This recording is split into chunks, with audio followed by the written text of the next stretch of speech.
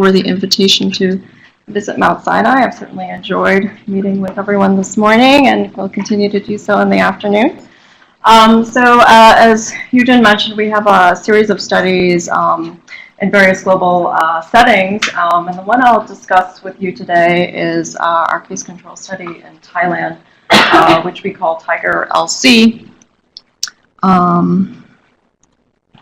So I'll go through just very briefly some background on liver cancer. I know most of you don't need it here, but it is a very lethal disease worldwide, and this has sparked our interest in doing studies in various settings across the globe. Most of liver cancer, as you know, is hepatocellular carcinoma, contributed by viruses, but we know that this is slowly, not so slowly, changing with a variety of different variables related to the disease. My pointer is working. Okay. From clinical variables, demographic, environmental, and lifestyle factors that are contributing to the disease. Specifically today, I'll talk a little bit about cholangiocarcinoma, which is the second most frequent form of liver cancer, classified based on its anatomical location, very heterogeneous disease, with many proposed risk factors, but nothing really concretely known to cause this particular type of liver cancer. And in Thailand in particular, it's been associated with parasitic infection with liver fluke from individuals who eat raw or undercooked fish in their current diet. As we know, liver cancer is becoming an increasingly prominent disease in the U.S., both in males and females, in terms of estimated cases as well as cancer death. This is just shown schematically here, showing the state-specific age-adjusted HCC incidence rates across the U.S. And you can see the change from yellow to the brownish reddish colors, showing quite a substantial increase in this disease. The disease is also being contributed differentially across different racial and ethnic groups, particularly Hispanics and African Americans, as shown here between 2000 and 2012. And so this has led the National Cancer Institute to initiate a liver cancer program, which Eugene just mentioned. We're hoping to develop or contribute to a multidisciplinary program that's focused on 4 areas: early detection, diagnosis, treatment, and population studies. The idea being that we hopefully can serve as a hub for various research and clinical sites, allowing various stakeholders to be able to assess information on patients, clinical data, and laboratory data to validate current studies or to initiate new studies. And so that's my little advertisement for the liver cancer program, which will be initiated very soon. Today, however, I'll focus more on liver cancer in the worldwide setting. So on the left, we can see the liver cancer estimated incidence and mortality worldwide, mainly affecting Asia, a very prominent incidence as well as mortality. And what we can see across the board is that the incidence rate and mortality rate are essentially equivalent, which is not what we want to see, and so much has to be done with this disease. So liver cancer specifically in Thailand, it's the primary cause of cancer-related death, and it's a major health burden in this country. So this has spiraled the government and other individuals in Thailand to want to promote liver cancer research in their country so they can understand a bit more about this disease. As I mentioned, while HCC is very frequent worldwide, CCA, or cholangiocarcinoma, is quite prevalent in Thailand, particularly in the northeast area of Thailand, which is here. And you can see on this map of various regions across the world and the liver cancer rate, you can see that this northeast region has a dramatically higher rate of liver cancer than other parts of the world. And in particular, in the red shows cholangiocarcinoma in this particular region is substantially higher. And this is essentially a very rural region of Thailand with a lot of farmers and a substantial association here with the liver fluke infection from consuming raw fish. So this led us in 2009 for the NCI to collaborate with the Cholaborn Research Institute in Bangkok to form the Tiger-LC Consortium, which stands for the Thailand Initiative in Genomics and Expression Research in Liver Cancer. Here's just our mission and vision statement. Essentially, this is a large case control study. We're looking for biomarkers for risk assessment, early detection, tumor subtype classification, tumor relapse and response, a prediction of tumor relapse and response to therapy. The main objectives of Tiger-LC is to perform large-scale molecular and other omics profiling to better define biomarkers for diagnosis, prevention, and treatment, and also to look at the genetic associations that are related to both hepatocellular carcinoma and cholangiocarcinoma. So the Tiger-LC cohort enrollment goal is 6,000 individuals. This comprises hepatocellular carcinoma cases, 1,000, cholangiocarcinoma cases, 2,000, as well as chronic liver disease patients. So high-risk patients who have hepatitis, NASH, alcoholic liver disease, the liver fluke positive population as the risk population for the cholangio, as well as matched healthy population controls. And as of last week, we have approximately 4,000 patients enrolled in the study. So we're getting closer to our enrollment goal. As I mentioned, this involves a series of institutes and universities across Thailand. The main coordinating institute is the Chulalongkorn Research Institute, which is in Bangkok. And we have other sites that are involved, both clinicians and researchers, in Chiang Mai, Khon Kaen, also in Bangkok at the Chulalongkorn Hospital, as well as the National Cancer Institute and the Royat Hospital in Thailand. So, is this a prospective enrollment or a mixture of prospective and retrospective? It's both. It's a mixture. Yeah. So we are also following the high-risk populations as they develop cancer. So they're followed on an annual basis. So this gets to the next slide of what we're actually collecting in this study. We have a very comprehensive questionnaire. This questionnaire focuses on demographics, on BMI variables, education, smoking, drinking, diet. We have a comprehensive diet questionnaire looking at diabetes and family history. We're, of course, looking at the medical effect of variables associated with liver cancer, AFP levels, etc. The pathology data, staging, histology. And as I just mentioned, we're following these patients post-resection, as well as looking at their outcome on an annual basis. We're collecting blood from all patients. We're collecting tissue from those individuals who are undergoing surgical procedures, urine from all patients, and more recently we're collecting feces and saliva for potential microbiome-related studies.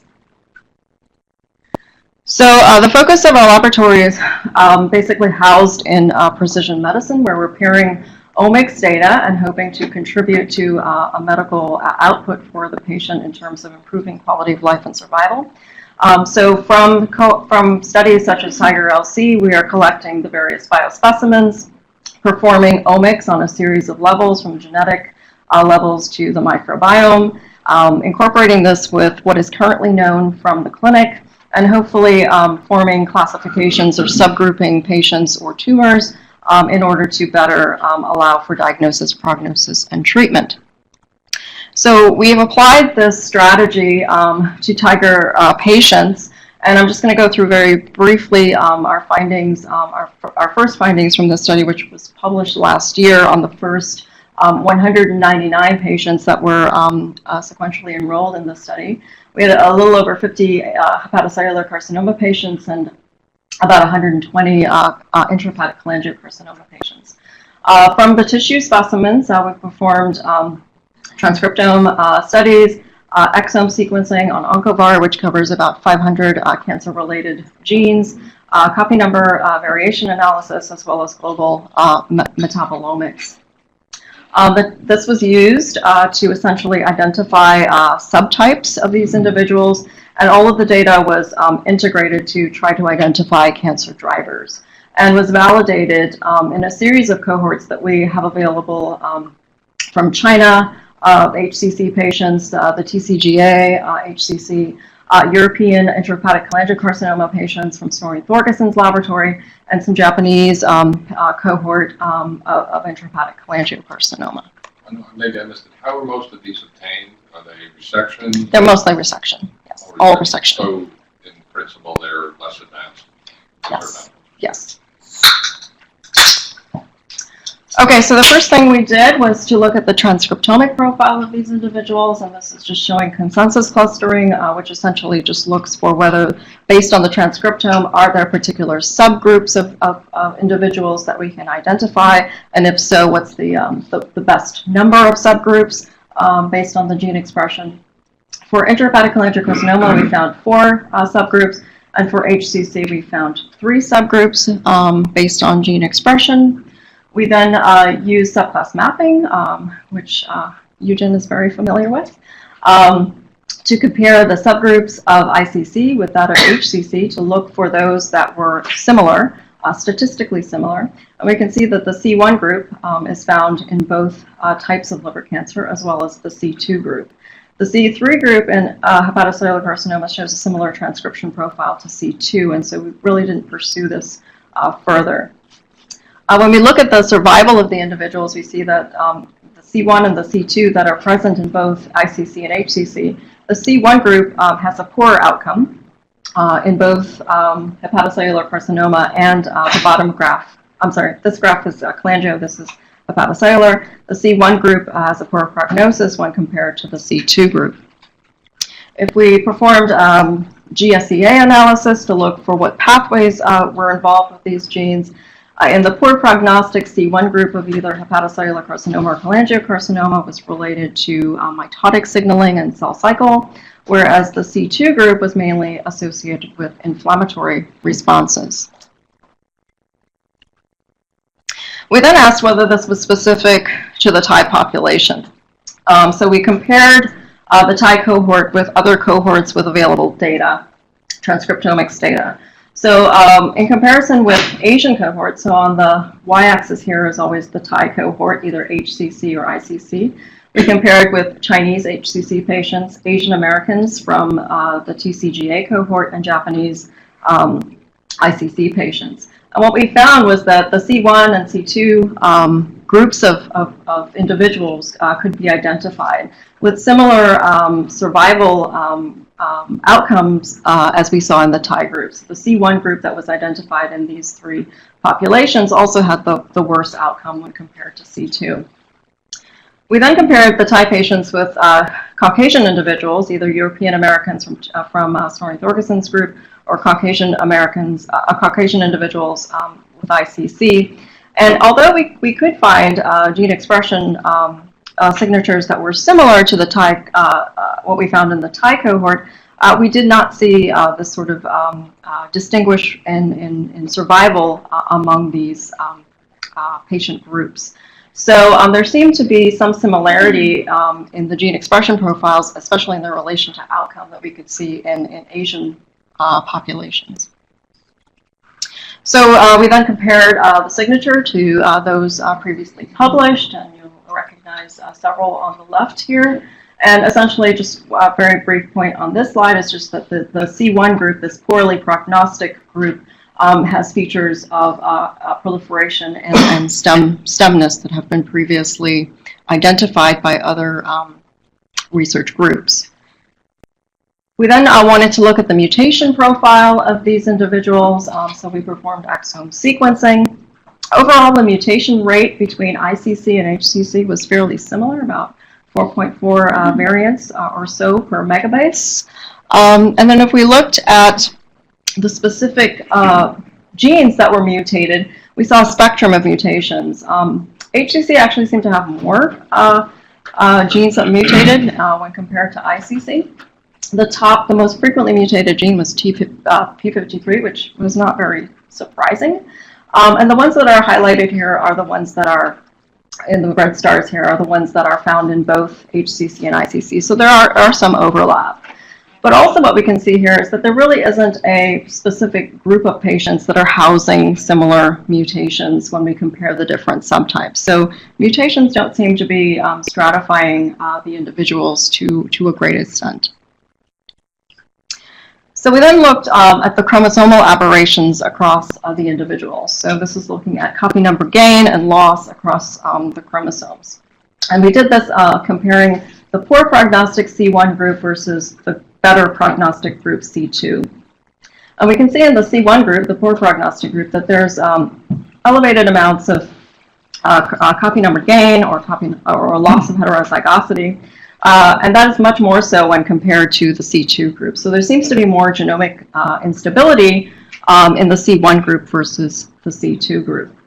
We then asked what was the meaning of this, and so we looked at an integrated set of the chromosomal alterations with the gene expression data, and we're asking here, are we seeing concomitant increases in gene expression for those genes that are gained, and conversely, are we seeing a decrease in gene expression for the chromosomal regions that are being lost? And we found a series of these. 51 of them are similar between cholangio and hepatocellular carcinoma in this poorly prognostic group. And here's just the list of those 51 genes. We can see that there are more aberrant changes in the C1 group versus the C2 group. And so these are potential driver genes for this poor prognostic C1 subgroup of individuals in both HCC and cholangio. In looking at those 51 genes a little closer with ingenuity pathway analysis, we can see here the ones that are colored are the members of the 51 genes, and we can see here that they are related to polo-like kinase signaling, staining for PLK, and for a RAS-related member, that's the top gene in the signature, show elevated levels of these proteins. And we utilized the staining to come up with a score for PLK and EC2 positivity. And those individuals that had high expression of these genes had a poorer outcome in both cholangio and hepatocellular carcinoma in comparison with those who do not show expression of these genes. And so we prepared a tissue microarray analyses to look at the C1 versus the C2 group in both cholangio and hepatocellular carcinoma. And you can see here that the markers are elevated in the poor prognostic group versus the better prognostic group. So mitotic checkpoint signaling seems to be altered in this C1 subtype. So again, we wanted to explore any racial distributions between the patient sets. So we looked at the signature in both Asians as well as Caucasians, and we can see in both HCC here, the Thai group, the Chinese group, and TCGA, that we can see that the high levels of this PLK expression signature is associated with poor outcome. This is also seen in cholangiocarcinoma among Asian populations, but not among Caucasians. It doesn't seem to be able to stratify patients of either HCC or cholangio. For the HCC cases mostly, have you analyzed etiology as a confounding factor for geographic? Yes, so we've looked at that and we haven't seen any association with hepatitis, even the fluke infection patients. There's really no rhyme or reason that we can see thus far. Now, this is a smaller patient set of 199. We do have 3,000 now individuals, so maybe that will allow us to better substratify in the future. But that is of interest. The PLK1 expression level is comparable between Asian and Caucasian? Expression level is a little bit higher in the Asian. Yeah. So probably Caucasian has a less. Possibly, yes. Possibly. Exactly. Yeah. Okay, so we've looked at the poor prognostic subgroup. What about the better prognostic subgroup? So just a reminder, this is the C2 subgroup that's present in both cholangio and hepatocellular that shows better prognosis. And we looked at a variety of clinical variables across these two subgroups, and one that stuck out was their BMI status. And so the C2 group of patients in the Thai cohort seemed to have a slightly higher BMI than was observed in the C1 group. And we saw this similar trend in Asian Americans and TCGA, as well as in the cholangio patients. So I wanted to take a look at this a little bit further. We know that BMI is related to altered metabolism, so we looked at global metabolic profiling of these individuals, and so that's what's shown here. We used a Metabolon's platform, which at the time was able to look at about 3,000 metabolites, and we compared the C1 group versus the C2 group, the poor versus the good prognosis, and we found a series of metabolites that could distinguish the two. And here's just the pathways, those metabolites that are significant, differentially abundant in these two groups. Many of them belong to bile acid metabolism, in particular deoxycholate species of metabolites. And we can see here's just a few of those graphed out, showing higher levels of that deoxycholate species in the C2 group. We also did this in cholangiocarcinoma, found very similar types of things. Again, deoxycholate species, the ones that are highlighted here, show higher, elevation in the C2 group. So bile acid metabolism seems to be altered in the C2 subtype. We know that obesity is a chronic state of inflammation, and so we looked at the inflammatory profile of these individuals by CyberSort. This allows us essentially to look at the gene expression profiles associated with various populations of immune cells. And we compared here the C1 group versus the C2 group. And we're able to differentiate immune populations between these groups. And essentially what we found is that the C2 group had a dysregulation of mainly T cell populations. And again, that's graphed out on the right, showing elevated CD4 or regulatory T cells, gamma delta T cells, and a decrease in anti-inflammatory T regulatory cells. And again, very similar types of results found with the cholangio C1 versus C2, essentially the same trend as the hepatocellular carcinoma cases. Sorry, is this an analysis of PBMCs or liver tissue? This is analysis of liver tissue. Thanks. Did this align with the kind of findings that Tim had described? Yes, actually. So he's recently published a paper looking at NKT cells and T cell populations, specifically with the gut microbiome. And so this fits very nicely with his mouse models. And this C2 class overlaps with the ones with publishing gastro? With what, sorry? The C2 class with overexpression of T cells. Have you checked if the C2 class overlaps with the new class with publishing gastro? Yes, it actually, it's not a full overlap, but yes. Also was associated with better outcome. Exactly, yes. So that's also very nice to see. In Thailand, they're actually now exploring bile acid metabolism a little more, since we've found this to be of interest in this better outcome group. So they're conducting some functional studies related to bile acid metabolism. So we know they're associated with cholesterol metabolism, energy and glucose homeostasis, as serving as a basis for drug development. Of course, we know the obesity-related gut microbial metabolite was associated with liver cancer in mouse models, and so we're looking a bit closely now at the microbiome of these individuals to see whether there is any relation to the deoxycholate species that we see altered in these patients, and of course the altered immunostatus of the individual and its relation to diet. And so this will be a future study looking at inflammatory status versus the dietary information that we have for these individuals. And so we're trying to link the bile acid condition with gut bacteria, immune responses, and how that leads to a better prognostic C2 group. So just to summarize this part of the talk, we identified subtypes of both HCC and ICC, C1 with the better prognosis, with the worst prognosis, and C2 with the better prognosis. The C1 group seems to be associated with genomic instability and mitotic checkpoint signaling, highly activated copy number alterations, indicating some level of increased genomic instability.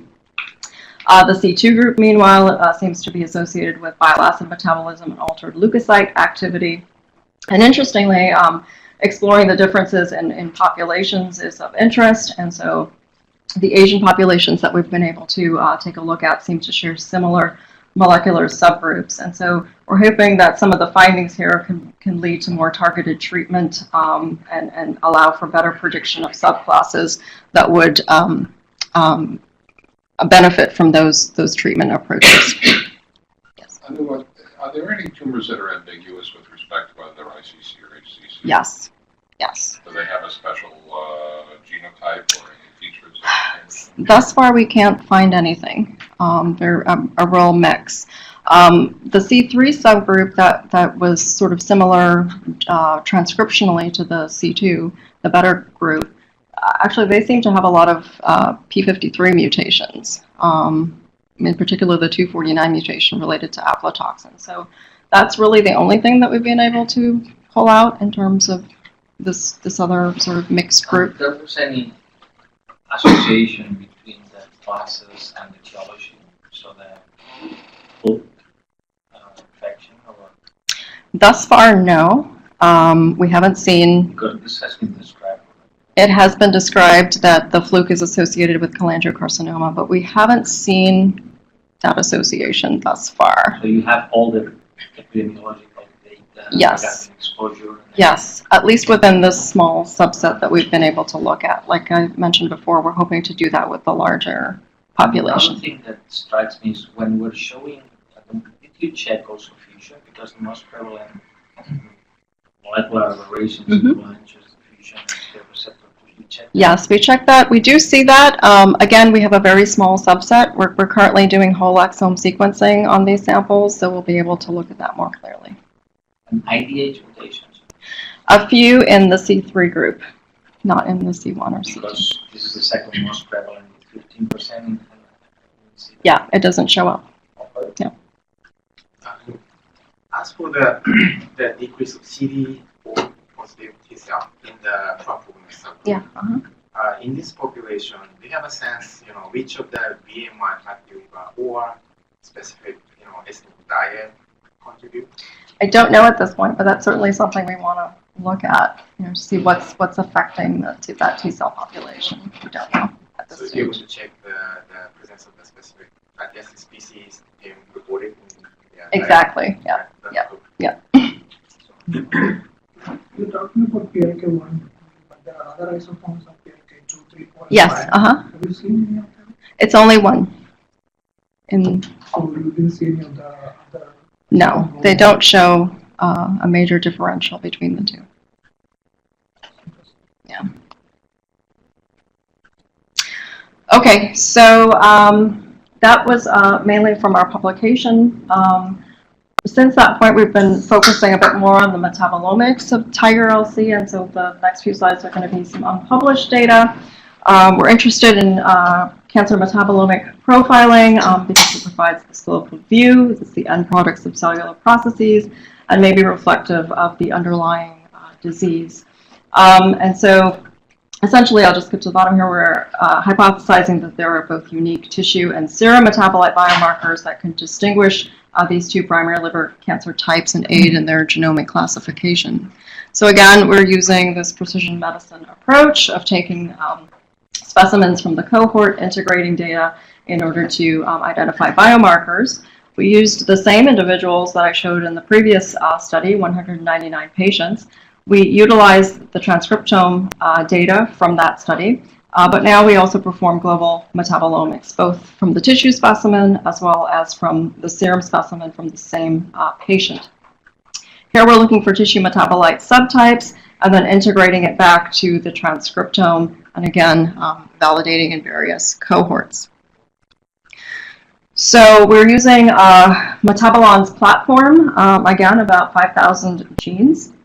From the liver tissue specimen, we were able to identify about close to 560 or so metabolites that were measurable. They're mainly amino acids, lipids, and xenobiotics. If we use the metabolites and try to understand whether they can differentiate patient specimens by principal component analysis, we can see that The tumor in red and the non-tumor in blue can be differentiated by these 562 metabolites. And if we stratify out the HCC patients and the cholangio patients, we can also see that differential. If we look only at the tumor tissue and try to differentiate HCC and ICC, we see, again, differentially abundant metabolites among these two primary cancer types. So we wanted to look at this a bit closer. So we integrated those tissue-related metabolites with a series of metabolic genes, and this was from the Human Metabolic Atlas of about 4,000 genes. And we looked for correlation patterns between those tissue metabolites of interest and these metabolic genes, and that correlation distribution is just shown here. The red is the actual data. We performed randomization for positive results. And essentially what we found is a series of metabolic genes, about 500, that were highly correlated with the tissue metabolites that we found on the previous slide. So what are these metabolic genes, and are they capable of stratifying patients? So we performed hierarchical clustering with the heat map shown here. And we can see for HCC, as an example, we can see that the metabolic genes, the 500 or so, are able to distinguish different subgroups of patients. And again, we see a particular subgroup that has worse outcome than the other two.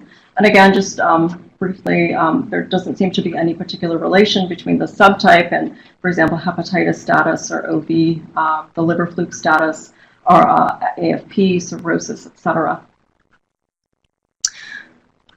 So this is very reminiscent of what we saw from the study that I just overviewed.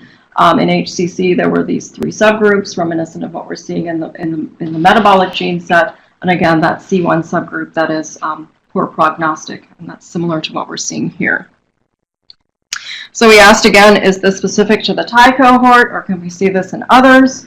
So we looked in hepatocellular carcinoma patients from China, as well as Asian Americans from TCGA.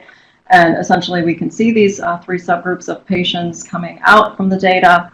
And in either cohort, we see that the C1 group has a worse outcome. So this is all based on tissue metabolic abundance. We wanted to see whether the circulation was showing us similar or different things. So we integrated tissue metabolic abundance with that in the serum. And this is just showing the yield of metabolites.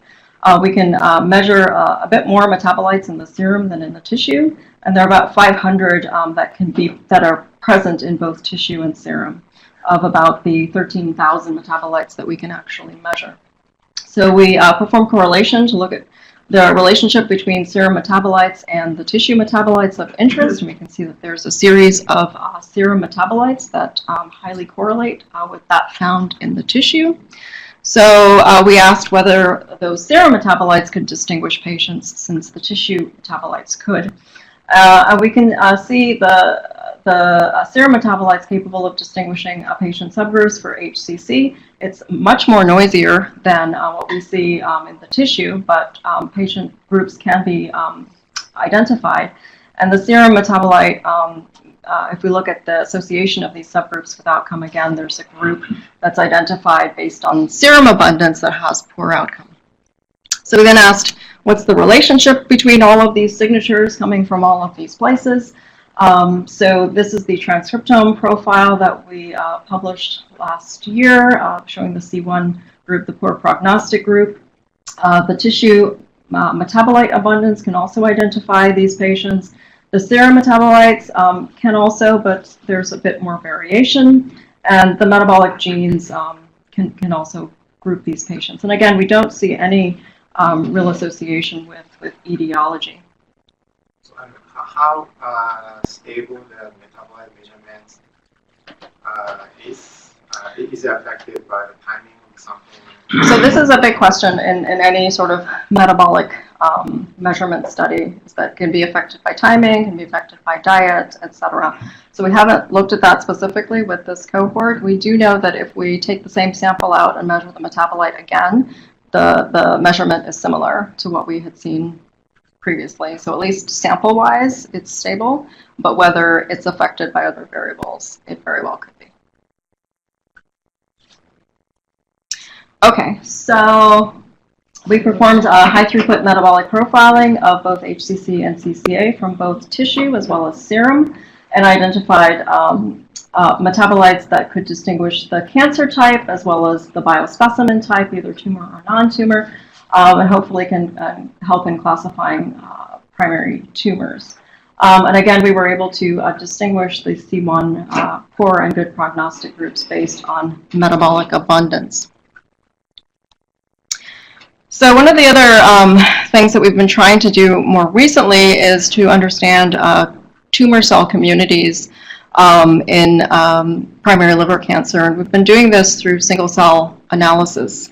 And it's something that we'd like to apply to the Tiger-LC cohort, but at this stage we're currently working with cell lines and some sample specimens from the clinical center at NIH. And so we're focusing on cancer stem cells, and we can see if we take a tumor cell and stain for a variety of different stem cell markers, we can see vast heterogeneity of the stem cell marker expression. And we're hoping to try to sort of tease all of this information out to try to understand molecular heterogeneity, to understand the tumor cell communities and the diversity of those communities that we see.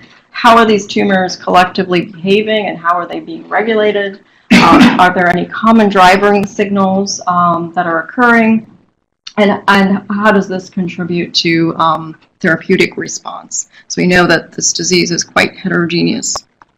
So we've been applying single-cell genomics. This is just an example showing HOH1 and HOH7 cells and showing that, fairly what we think of as homogeneous cell culture populations are actually distributions of different populations of cells. And this can be seen here by the t-SNE plot. We can tease out molecular signatures from this data and then use that data to apply to different cohorts, HCC from China, Snorri Thorgesson's European cohort, TCGA cohort, and we can show that the signatures that we can identify from the single cell populations do contribute to patient outcome. And so this is something that we're currently pursuing. As I mentioned, working with Tim Gretton at the clinical center with patient samples. And so we expect to see even greater diversity and complexity at that level. So Tiger-LC is an ongoing study. I've shown you sort of our pilot study, some metabolomics that we've been pursuing, some heterogeneity analysis that we've been doing.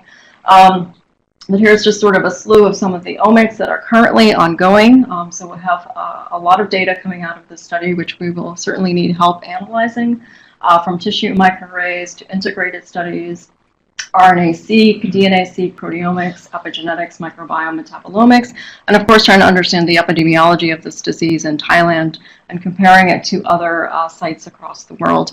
And hopefully we'll be able to take all of this information, integrate it, and be able to affect or have a better assessment of how we can treat patients more effectively. So I'd like to end with a series of acknowledgements. We work very closely with the Chilborn Research Institute. The Princess of Thailand heads this institute, and we have a variety of individuals working there, who some of which, Yot and Ben Jarath, have been part of our laboratory. These are the other sites within Thailand. I'm working in the Laboratory of Human Carcinogenesis and Dr. Wang's group. We certainly have a series of help from bioinformatics teams and other teams at the National Cancer Institute. Chris Loferdo at Georgetown helps us quite a deal with epidemiology studies. And of course, I showed you data today from TCGA and metabolomics analysis that was performed at Metabolon. And of course, this is a large consortia. Not all the names are on here, but we'd like to thank all of the staff, clinicians, and of course the patients that contribute to these types of studies. So I'll end there. Take any further questions.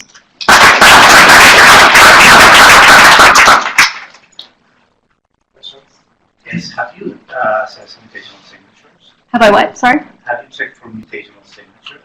We have not, but we plan to.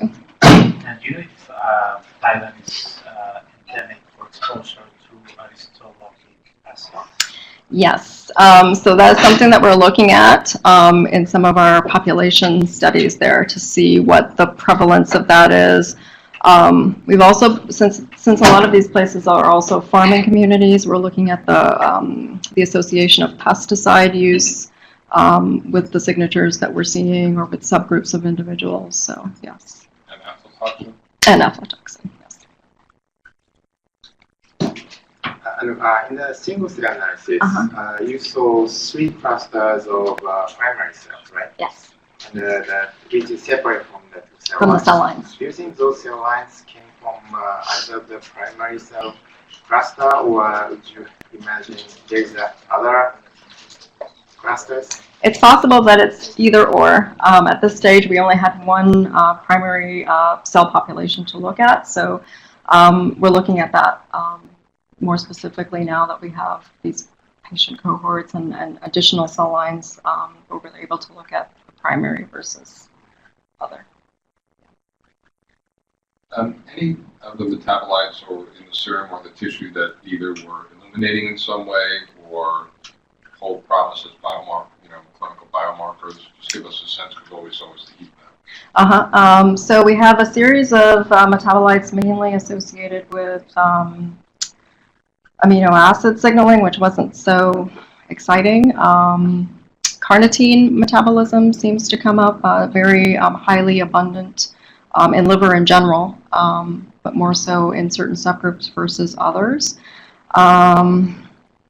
Yeah, I can't say that there's a particular one that was extremely striking.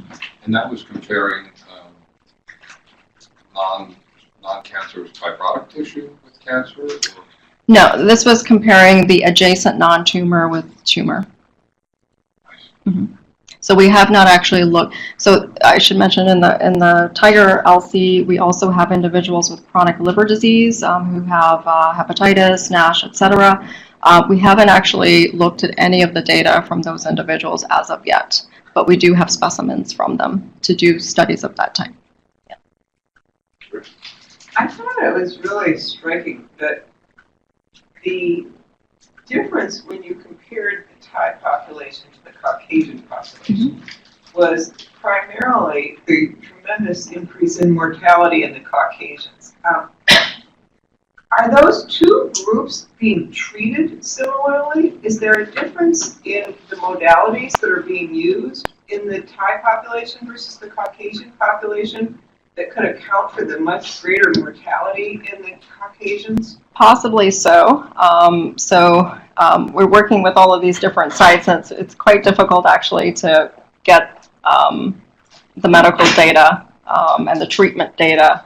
But we are obtaining that information, so we'll be able to look at those in the future to see whether is it a treatment thing, or is it some adjuvant or something along those lines that's responsible for the difference.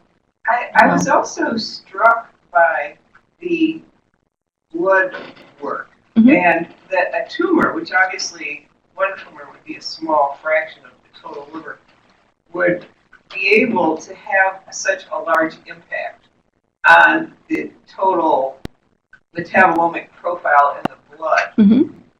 Was there a relationship between the size of the tumor and the intensity of the metabolomic signature? So we actually, for this analysis, we actually corrected for that. We corrected for the tumor size that we extracted the metabolite from. There are some that show elevation dependent upon how much of the tumor you actually took. But for the most part, we can correct for that. No, I mean in the blood. Was the signal in the blood, the tumor's imprint on the metabolomic signature of the blood, did the intensity of that signature depend on vary how much with tumor? The size of the tumor? I don't know, actually. That's a really good question. We can go back and look, for sure. Yeah, it would just be important to know that in thinking about this as a way that you can detect early. Like, in other words, do you need a big tumor? Right. How little can you actually take to see it? Yep. That's a great point. Other questions? What's the percentage of fluke infection? Percentage of fluke infection is about 20 to 25% at the moment. We only have a few cases of extrahepatic, so we haven't analyzed them. For all of the studies here, it's all intrahepatic. No question? Okay, thank you. Thank you.